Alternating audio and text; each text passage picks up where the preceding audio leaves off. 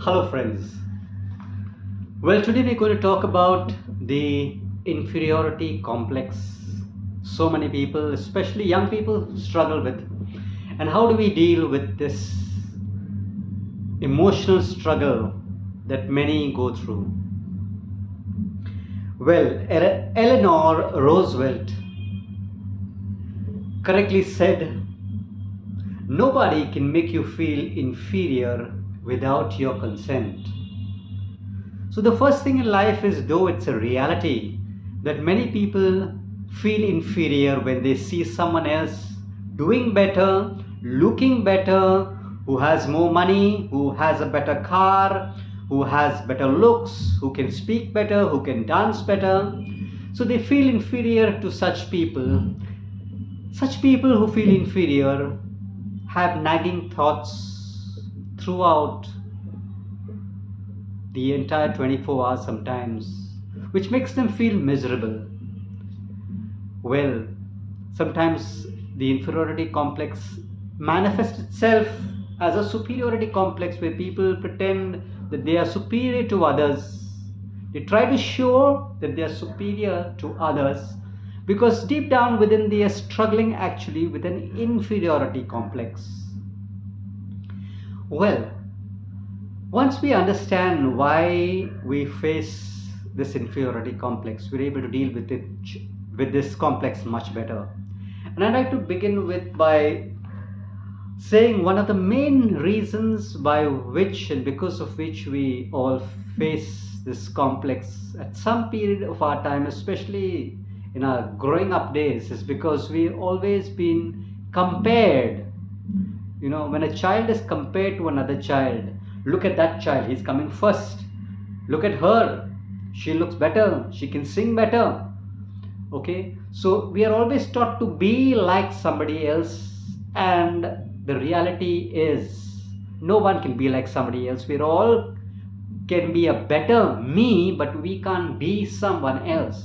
And so in the process of trying to be someone else or have what someone else has, and we're not able to reach that mark, we feel inferior. So the point today is, once we realize why we feel inferior, it's because of this constant comparison at some stage in our life, maybe by our parents, by our teachers, which has caused us to always compare ourselves to one another. In fact, the media today has a major role to play in this, because the social media today constantly tells everyone, be the number one, and if you want to be number one, then you have to wear this type of branded clothes, or you have to have this type of a car, or you have to have this type of a hairstyle, or this brand of a shoe, or this brand of clothes. The clothes that you wear needs to be of this brand. And so what happens is people are often getting dressed up in a way that would be okay with others. We're constantly trying to impress others that we are really someone. But the fact of the matter is,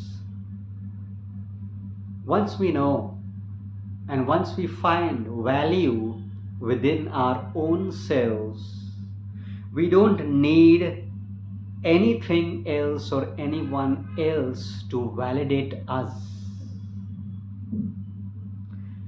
So my question is, to all those who struggle today, there's so many people struggling that they want to and they need to wear a particular brand of clothes or have a brand of car, or live up to a particular lifestyle which they feel would pop up their name in society.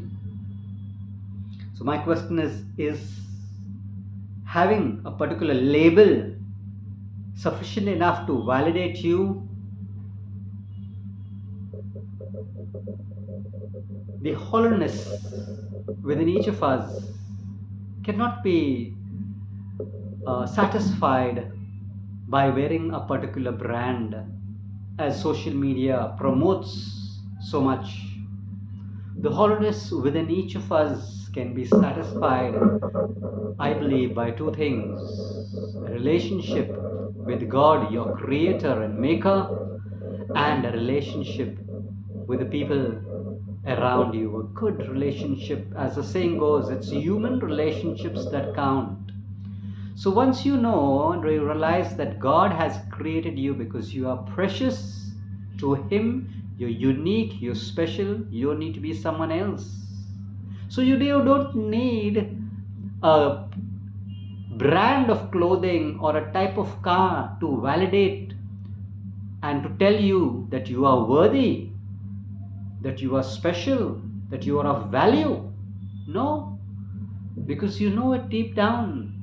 And so you wear a brand because you like it, fine, but you don't wear a brand because by wearing a brand you're going to be someone great, or you're going to be someone better than the others. No. In fact, the reality of life is we can receive so much of peace when we realize that we do not need to prove anything to anyone. We do not need to prove to anyone the worth of ourselves. The day we stop trying to prove to someone else, to society, that we are someone, and just start being ourselves and enjoying each moment, as I said, loving God and loving people, you will find, and I will find, so much fulfillment in life. Yes, friends, we never need to underestimate ourselves or overestimate others, which can also cause a person to feel and have an inferiority complex. Okay, so also it's important, people who are really struggling with an inferiority complex sometimes the problem can be is that they have too much of a focus on themselves, continuously asking themselves, am I okay, do I look okay, and they need a tap on their back from someone to tell them that they are okay. And when they receive it, they feel good. If they don't receive it, then they feel something missing. Then the inferiority complex gets all the more, fuel to flame up. So the wonderful thing is, in life, you will always have people trying to make you feel low, trying to make you feel inferior, trying to make you feel unworthy. You may encounter, and everyone that I know has at some stage in his or her life encountered such people. But the important thing is, feeling inferior is in our hands. No one can make us feel inferior. It's how do we look at ourselves? Do we love ourselves the way we are created? Are we willing to better ourselves and be a better me tomorrow? Or do I want to be a better somebody else? The day I stop trying to be somebody else and start being a better me, that day there will be tremendous satisfaction, fulfillment, and contentment. Yes, as the word goes, contentment. Contentment is one quality that is so important in life. The moment we start our life being content with what we are, in other words, you may be short, you may be tall, you may be black, you may be white. Whatever you are, however God has created you, the moment you accept yourself, love yourself for who you are, for your looks,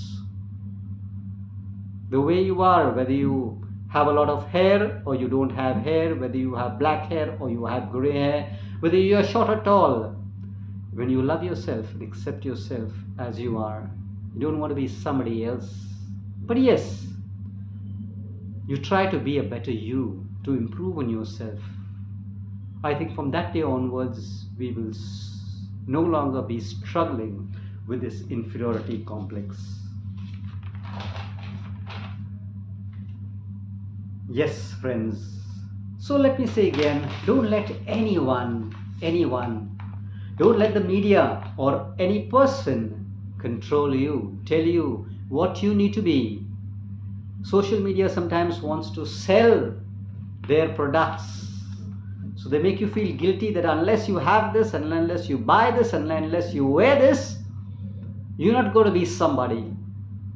But the somebody is not determined, and who we are is not determined by what we have or what we wear, but what we are as individuals, the true selves that we are, the true selves that we know we are even before someone else knows.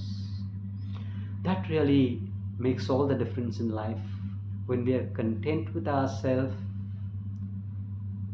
when we begin to work on making ourselves better in the areas in our life which we need to be better, and the day we stop comparing ourselves to others, we will find a lot of peace, joy, and no longer will this nagging inferiority complex be able to get the better of us.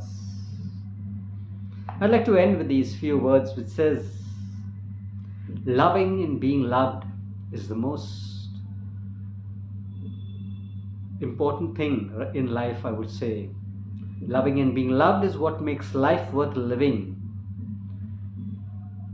Today, we have possessions, but unfortunately, we have become the slave of possessions. Our possessions possess us rather than we possessing our possessions. And I think it is time we need to realize that and ask ourselves this question every day. Do my possessions possess me, or do I possess my possessions? Let us make this commitment from today that we will no longer want to be someone else, no longer want to have what someone else has or does what someone else does, because that's not going to make us special in any way. Rather, we are going to be the best me. You and I are going to be the best me, the best of what God has created you and me to be. Wishing you all the best in this battle against our inferiority complexes. Slowly but surely, we will gain the victory in this area. God bless you, friends, and stay blessed.